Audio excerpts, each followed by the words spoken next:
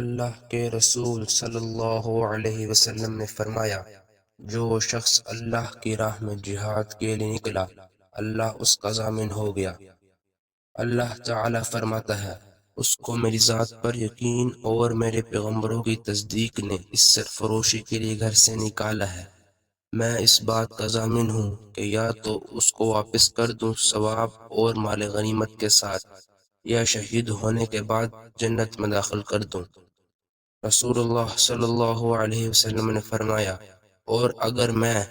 اپنی امت پر اس کام کو دشوار نہ سمجھتا تو لشکر کا ساتھ نہ چھوڑتا،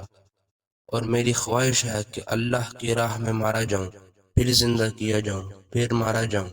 پھر زندہ کیا جاؤں، پھر مارا جاؤں۔ اللہ کے رسول صلی اللہ علیہ وسلم نے فرمایا،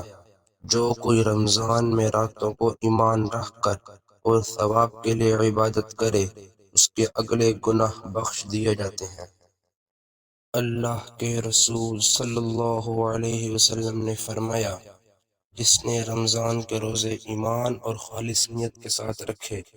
اس کے پچھلے گناہ بخش دیے گئے۔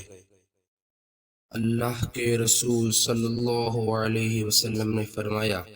بے شک دین آسان ہے، اور جو شخص دین میں سختی اختیار کرے گا تو دین اس پر غالب آ جائے گا اور اس کی سختی نہ چل سکے گی۔ بس اس لیے اپنے عمل میں پختگی اختیار کرو، اور جہاں تک ممکن ہو میانہ روی برتو، اور خوش ہو جاؤ کہ اس طرز عمل میں تم کو دارین کے فوائد حاصل ہوں گے، اور صبح اور دوپہر اور شام اور کسی قدر رات میں بھی عبادت سے مدد حاصل کرو۔